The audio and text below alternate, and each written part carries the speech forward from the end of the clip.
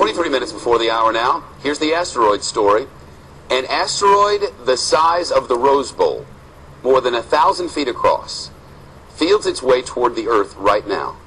It'll come by first in 2029, and we'll see it up there.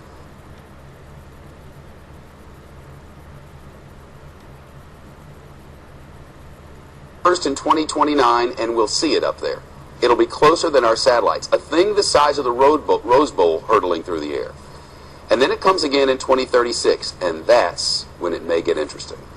The debate over just how close it'll get is sparking some serious debate between Russian scientists and American scientists. Here's a satellite picture of the thing. This is from, well, with this and, you know, this tells you nothing. But see it there? I don't know, that circly thing in the middle maybe? This was from 2004. It doesn't look very intimidating here. Both sides seem to agree that in 3 decades, the asteroid will fly very close to Earth. But Russian scientists warn that our planet's gravity could change the asteroid's path and set it on a collision course. NASA scientists say there is a minuscule, little bitty chance of that happening. 1 in 250,000. Better than winning the lotto, and somebody will. Joining us now, Michio Kaku. He's a theoretical physics professor at City University of New York, CUNY. He's also the author of Physics of the Future, and a new book coming out in about a month, and we'll tell you about that in about a month. So, good to see you. 2029, it flies by underneath the satellite.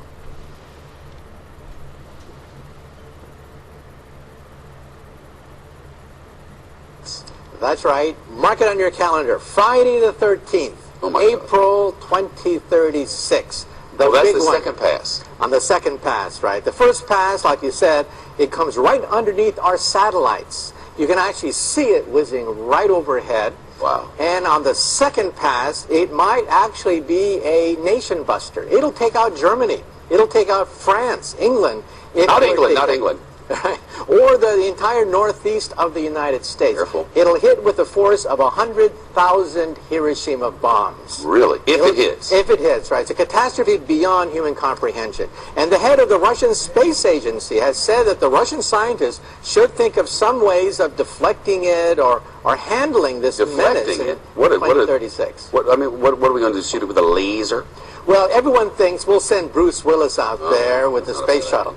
But the space shuttle can't even reach outer space. We're phasing it out, and the space shuttle only spins wheels around the planet Earth. It cannot even go to deep space. We need a new booster rocket to take us out there. Maybe China will build us one. Maybe, and then we have to nudge it out of the way. The farther it is, the easier it is to push it out with rockets so it'll miss the planet Earth.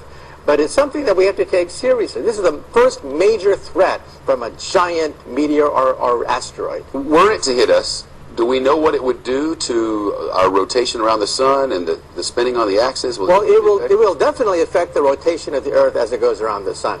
The immediate impact would be a gigantic shock wave going out maybe 50 to 100 miles, then firestorms going out to hundreds of miles beyond that. Firestorms. And then meteorites raining back down on the planet Earth. So the devastation would be on the order of 500 to 1,000 miles. Think of a bullseye containing half the United States. That's the potential impact.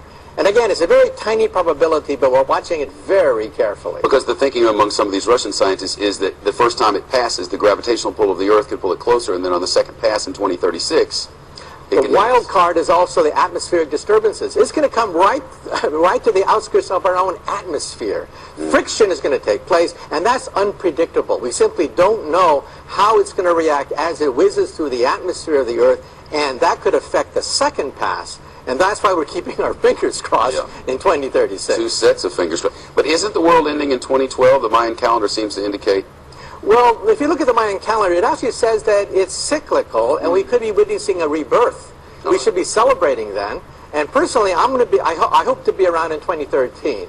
So don't sell the store, don't get divorced, don't ruin your life in 2012. All right, I'm sure some people will. News from the future. 2012 is going to be weird.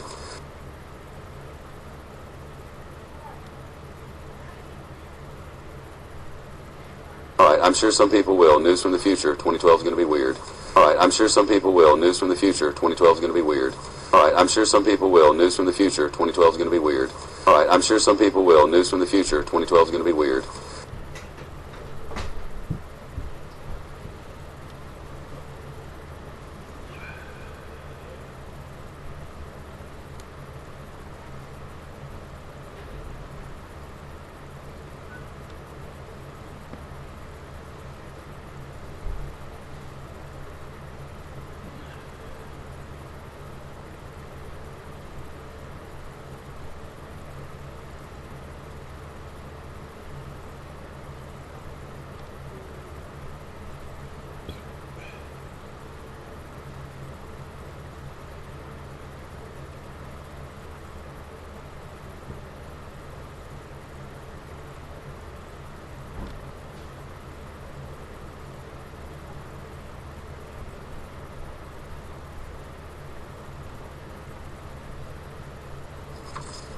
Well, it's not only in sci-fi movies that scientists have to step up and save the world. Russia's space agency is preparing to face the threat of a distant asteroid.